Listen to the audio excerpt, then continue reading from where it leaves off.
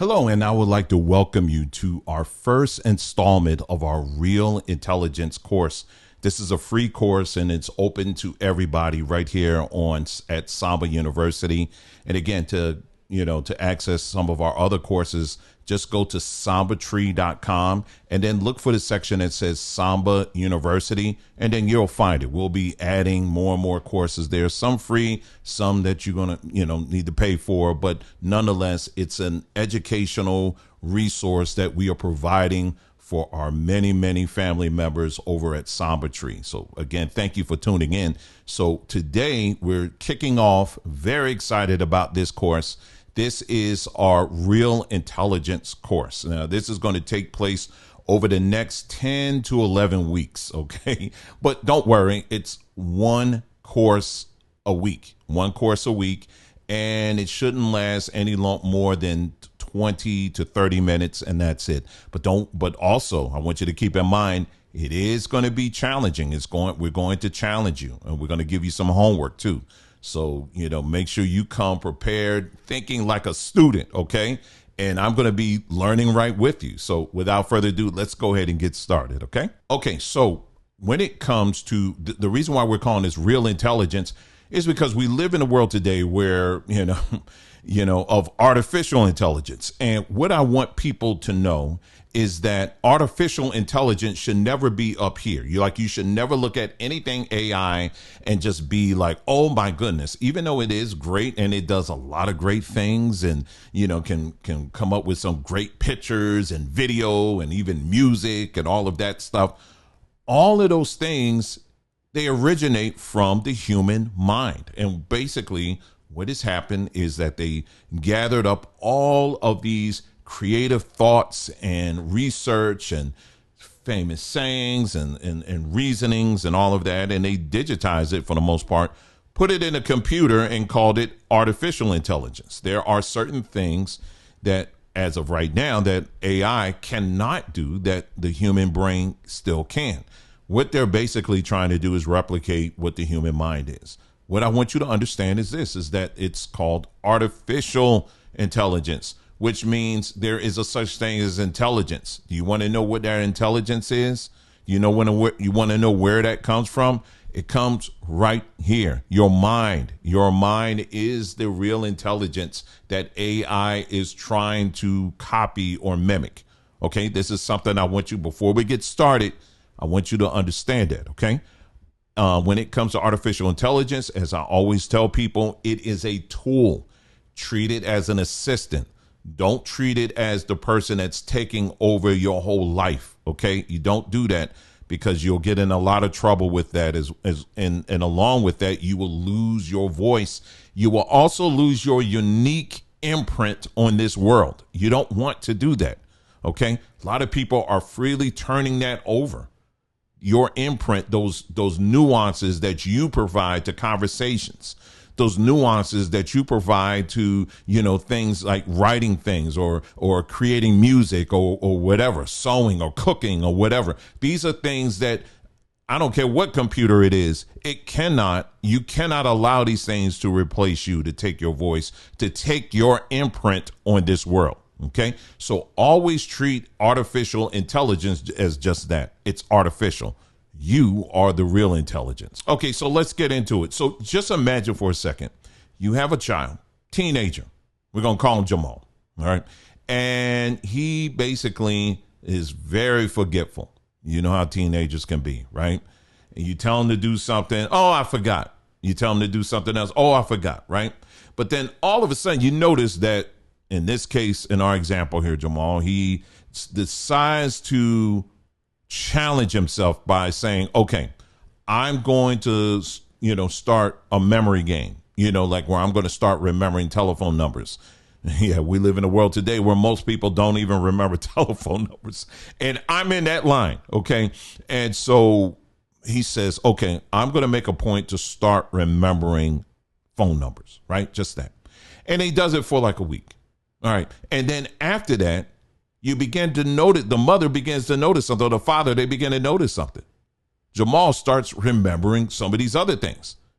They're not hearing him anymore saying, I forgot, I didn't know, all of that. That goes away. What's happened? What's happened is he took his brain to the gym, right? I'm just going to speak in general terms, just everyday language here. He took his brain to the gym by challenging his brain to start using the tools that's in there, that memory, start using that memory. And because he did that, the plasticity of his brain began to formulate and said, okay, all right, now it's time for us to start remembering things. We got to take this seriously. And as he started doing that, what began to happen? It started impacting other areas of his life where now memory becomes a thing that's kind of easy for him. Well, this is exactly what we're talking about, your brain. When you don't challenge your brain, it begins to lose a lot of its functions. The functions are still there. They're not going anywhere, but they're just sitting there very dormant, like, oh, okay, well, one day they'll figure it out. In the meantime, can you make some room on the couch here and pass those potato chips and some juice or something, because I'm tired. That's pretty much how it is. Well, your muscles are the same way. If you don't use it, they're there. You just got to develop them.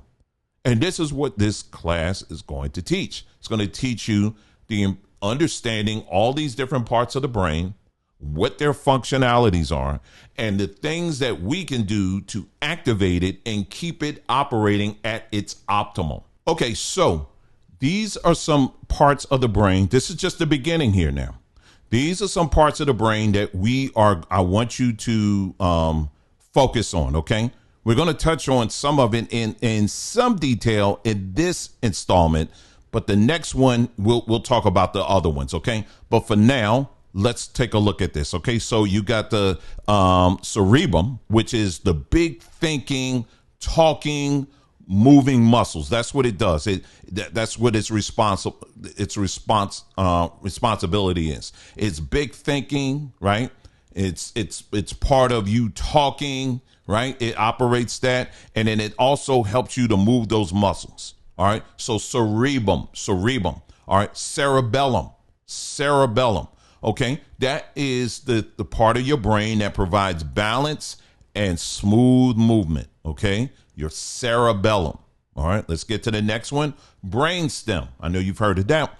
That is responsible for its responsibility includes breathing, right? You know how you just instinctively, you just inhale and exhale, right? Well, it's a part of your brain. That's its responsibility, is to make sure that your breathing is doing what it needs to do. So if you're running fast, it'll say, okay, I need to speed up. If you're asleep, it'll say, okay, let's bring it down a little bit. That's your brainstem. It plays part. It's important with that. Heartbeat. It controls your heartbeat. And it, most importantly, is keeping you alive while you're asleep. Okay. And then you got the limbic system. The limbic system. All right. And that deals with feelings and long-term memories. All right. So first and foremost, the brain. Well, the brain, it weighs no more than 3 pounds. Things light. Okay. 3 pounds. That's like that's a good Philly cheesesteak. Okay. And it uses 20% of your daily calories. Okay.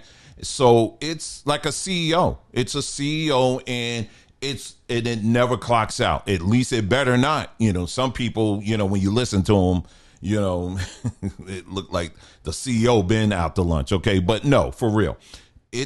Your brain is the CEO. It's always working. It never punches out. And it requires it pulls at least 20% of your caloric intake. Okay, the next part are your neurons. Now, neurons, what they are basically, it's these little tiny things. They're like little cells, and basically they are passing on information. And the way they pass by way of these sparks. The sparks are called synapses, and you can see that on your thing right here on the screen. I had to bring it up here. So you see, you got the your transmitting neuron, and then you got your receptor, right? You got that right there.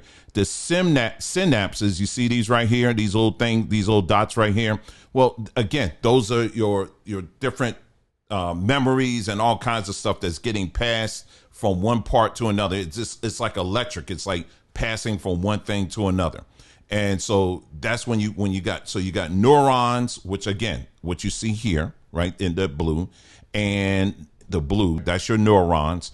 And then you have your synapses. Okay, the synaptics, that's like that space between the two. The synapses is basically like the spark. Now, the more you learn things, as you're learning and learning more new things, that spark, it gets stronger and stronger and stronger. Okay, so that's why it's important. That's what you want your synapses to be, powerful. And as you're learning new things, guess what happens?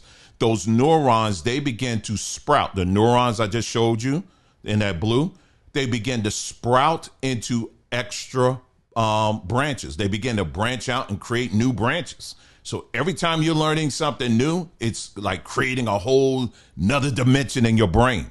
But here's the downside. If you're not learning anything new, guess what happens?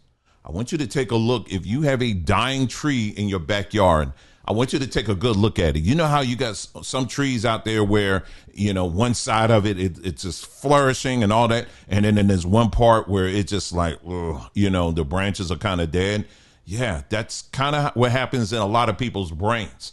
And I will emphasize again, when someone is using, we talked about recently on another platform, this recent MIT study that talked about how when people rely too heavily on platforms like ChatGPT, instead of really engaging your brain in the process, it's almost like your brain is shrinking, and they actually measured this. So you always want to be on this path of learning something new. All right, so now we're at the part of class where we have our word bank. All right, students, make sure you take note of this. Okay, so neuron, that's the nerve cell that carries signals. Okay, the next thing is synapse.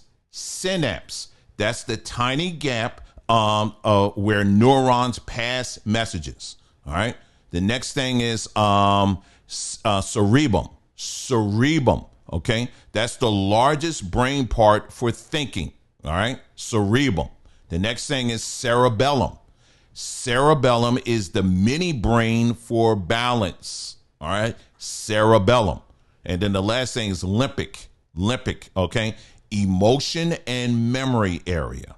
All right, make sure you're remembering this. Okay, so now we're at the part that is really interesting, and we're going to talk about herbs and plants. All right, and because herbs and plants, these are things that are going to help boost these parts of your brain. Okay, so the two herbs we're going to talk about today, well, let's start with number one. It's going to be hibiscus. Now, many of you are already familiar with hibiscus. Now, I want you to take note of the color of hibiscus. What's the color of hibiscus? It's red, right? Well, that's referred to as anthocyanin, right? Anthocyanin is an antioxidant. Okay, this anthocyanin, now that red, you remember I've said in a previous video, always take note of the color of these different herbs and fruits and vegetables, because that tells you something. It's giving you information. Just like your black skin, if you have dark skin like me, or if you have light skin or white skin, it's giving information, right? So in this case, we're talking about the red, which is referred to as the anthocyanin, all right? And this anthocyanin, what it's good for, it neutralizes cell damage. All right. Now, I want you to take note of this, because when we're talking about watermelon, for example, watermelon is another situation here where it got that red in there. When you're eating watermelon, that red, what it does, it protects your cells. When you're out there in the hot sun, it's good to be out in the sun, right? And get all of that sunlight. We talk about that all the time. However, there is a certain point where you start experiencing cell damage. Well, this anthocyanin, it comes to the rescue to help protect those cells, okay? To kind of slow down the cell damage. Now, what it also does, it actually relaxes the blood vessels so that you can get regular blood flow, which also means you're getting more oxygen up here, where the CEO can breathe. Okay, so this next one is ginkgo biloba. Okay, now ginkgo biloba has what's in it. The leaves of it has flavonoglycinides. Okay, and this is basically a plant-based antioxidant. And what it's good for is protecting your brain vessels, right? Those vessels within your brain there. And it also enhances circulation, and it also helps improve those brain cells, those memory cells, so that you can start thinking you're a lot sharper. You never find yourself sometime and you're just sluggish sometimes in your memory, or you're sluggish sometimes in trying to figure things out or whatever. Ginkgo is very good for that. Okay, so you definitely want to check that out. Okay, now let's get to houseplants. Did you know that houseplants also plays a part in all of this? It does. Okay, so because what we're about here, we're about looking at the whole situation here. This is not about just popping some pills or whatever and then that's it. We are trying to get ourselves back to how our ancestors and how they lived, and how they lived in this balanced life between, nature and being in the house, right? And so plants, we got to start incorporating that. And I'm going to be doing this right along with you. The issue I have, unfortunately, with plants is my cat. So if you got a pet, you want to kind of figure that out and, maybe put things high or whatever. So that's what I'm in the middle of doing right now. But I do want to, so throughout this course, we're going to be talking about introducing you to different plants. Okay. So for today, we're going to talk about spider plants. Now, spider plants, they are great for homes. If you're in a dry climate, if it's dusty, spider plants, what they do is they actually act as filters in environments like that. So if you got a lot of dust and all of that kind of stuff, what it does is it actually cleans the air. Okay, cleans the air. And so by doing that, it gives you cleaner oxygen, which again, guess who needs that oxygen? Your CEO, your brain. Okay, so you want to go and start off with a small one, or a big one or whatever, and and get that. And what I would do is place the plant either, like if you have an office that you spend a lot of time in, if it's at home, of course, get a spider plant. And another one, we're going to be talking about some other plants too, so you're going to want to make sure you make a little bit of room. Okay. And so you have, or you could put it like in the kitchen, at the table, or in your bedroom. Bedroom would be a great place to put it because you spend a lot of time in there, especially at night. And so plants, a lot of times, that's when they release a lot of their oxygen is during the night. And so the bedroom would be a good place to do that. Okay. So spider plants, check that out. All right. So now we're at the section where it's a little bit of homework. Well, don't worry. It's not heavy at all, but there's some challenges here I'm going to give to you. Okay. Some assignments here. So number one, what I would challenge you to do is to get a brain journal. Okay. I got one right here.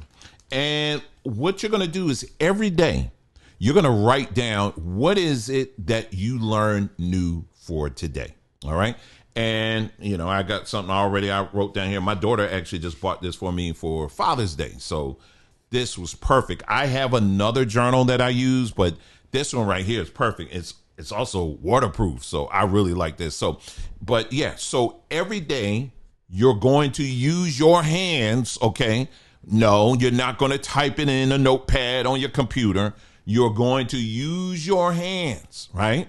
And you're going to actually take up the pen or pencil and you're going to put it on paper and you're going to write it down. Now, I'm talking like that. I ain't talking to you because I think you're dumb and stupid. Don't worry, I wouldn't insult you like that. I'm doing that because each part that I just described to you, it all plays a role in enhancing and building up your brain. Because when you're just typing things out, there's so many things that are getting missed when it comes to your brain function. So that's why writing it down, it has a way of helping you to retain that information and it becoming more solid to you as opposed to just typing in it as a text message. How many times have you texted somebody and after a couple of minutes, you forget about it. But when you write something down, it actually helps to improve your memory. All right. So you want to get you one of these right here. It don't have to be this exact one, but something similar that you can write down and be very intentional about it. Next thing is we're going to get back to that spider plant again. Make sure you look for a spider plant. Look for a spider plant. Hopefully next time when we're here, you'll see a little spider plant somewhere around here. Okay. So I got to put meat on the bone over here too. What you want to do, don't just get the plant and say, okay, I got it. What I want you to do is not only get the plant, but I also want you to be intentional. We just talked about ChatGPT, right? But I want you to use a platform like that, or, it's an easy one, or, whatever, anything that's easy. And I want you to look up everything you can find out about spider plants, everything. Just so it's not just sitting there on your table, on your desk, but you really want to know more about it. You know what I mean? Like, where did they originate, and why are they the color that they are, and how long do they last, and find out as much as you can. The reason why I'm saying this is an exercise that's putting into practice what we just finished talking about. Creating those new neuron branches. That's what we're trying to do. Okay. So it's not just do this and that's it. No, you need to be an active participant in this, in creating those new neurons in your brain by doing something like that, learning about something that most people really don't know a whole lot about. In this case, we want to learn about spider plants. So give yourself an assignment and learn about them and write it down or whatever you're going to do. And I guarantee you, you're going to be a lot smarter because of it. And then the third thing is your sleep schedule. Okay. I have actually gotten a little bit better with this. It's amazing. It's amazing when you spend time. I put about 30 to 35 minutes a day. I'm in very intense sunlight because I'm here in Arizona. Okay. This is like probably one of the most sunniest places in the United States. So, for people who have skin like me, dark skin, they recommend at least 30 minutes. People who have lighter skin, let's say a white person, about 20 minutes. But when you have skin like ours, I got to be out there for at least 30 minutes. And for me as a male, I'm out there with no shirt on. There's a path I walk. It's pretty private. And, I ain't stripping all the way down, but, I just have my shirt off. That's it, and because the reason why I do that, so I'm trying to show my guns off, but you do it because it's particularly for males, you benefit the most from sunlight from here. And when you're getting that sunlight on your chest area, among many things, it helps build up your testosterone. Because so again, I mean, there are plants, natural ways you can build up your testosterone. But a lot of people, these pharmaceutical companies are trying to steer you into taking this pill and taking that pill and all of that. But, no, you ain't got to do that. You just get some decent amount of sunlight and get it on your chest area, especially, and on your legs too. And yeah, you will know the difference. Okay. It definitely builds up your testosterone, no doubt. And so yes, so you want to definitely make sure that you're doing that. And so the reason why I'm mentioning this is because I've noticed at a certain time of the night, man, I don't even stay up. It's like my body's like, look, time to go to sleep. And so that I attribute that to the amount of time I dedicating myself and making sure I'm getting that direct sun every day as much as I can. And when you do that, it has a way of resetting your internal clock so that when you get to a certain time of the night, man, it's time to go to bed, but that's a great way of doing it, exposing yourself to sunlight, right? But you definitely want to set a set schedule where you're getting a decent amount, like they said, at least 8 hours worth of of sleep. All right. Not being on your phone, during that time or whatever, but sleep. All right. Uninterrupted sleep. And, also, and we'll talk about this a little bit later, If you have a humidifier, going. We're in the warmer months right now. So yeah, have it on. If you got a cool one, preferably have that running. And that way during the night, you're getting the full benefit of all of that. So yes, so sleep is very, very important. You need to get that together. Okay, so now we are at the final part of the video, and that is the quiz. I told you at the end of every installment, we're going to do a quiz, okay? So there's going to be a brief pause. You may need to hit the pause while you think about it, and I'll allow you to scroll back and, you can get the answers, but I want you to really think about it for a second, okay? Challenge your brain here, all right? All right, so question number 1. The brain weighs about how many pounds? 3 pounds, 10 pounds, or 1 pound?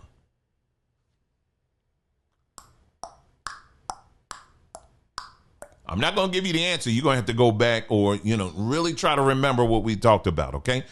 Question number 2. Neurons pass messages across gaps called, I'll read it again. Neurons pass messages across gaps called.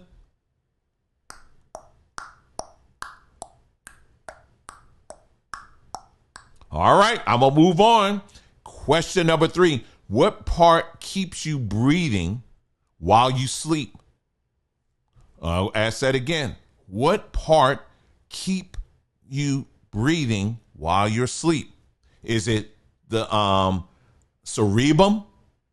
Is it the cerebellum? Or is it the brainstem? I'll ask again. Is it the cerebrum? Is it the cerebellum? Or is it the brainstem? Okay, we got 2 more here. True or false? True or false? Learning new things can change the shape of your brain's wiring. Is that true or false? Learning new things can change the shape of your brain's wiring. All right. And then finally, name one benefit of keeping a spider plant nearby. All right. So again, think about it. Before you go back and scroll back, I want you to think about it. I'm not going to even put the answers on the screen for you. Okay. I want you to think about it because we've already discussed the answers here. All right. Well, that wraps it up for us today. Next time when we get together, we're going to be learning about the cerebrum. This is the big thinker part of your brain. All right. And we're also going to learn something, why it is a good habit, a good practice in writing with your less dominant hand. I don't know if you guys can see this or not, but this is my attempt of doing it. When you write with your less dominant hand and what it does for those neural circuits. Okay. So I'm going to keep working on my left hand and see what I can come up with. But yeah, we're going to start doing that too. So we'll get into that next week. Thanks again for tuning in to Real Intelligence. And I hope to see you next week. You guys take care. And remember, don't forget to visit us at sambatree.com, where we have a full line of brand new products that we just released that address all of these different parts of the brain. Go check it out. Again, the website is sambatree.com. I'll see you next time. Take care.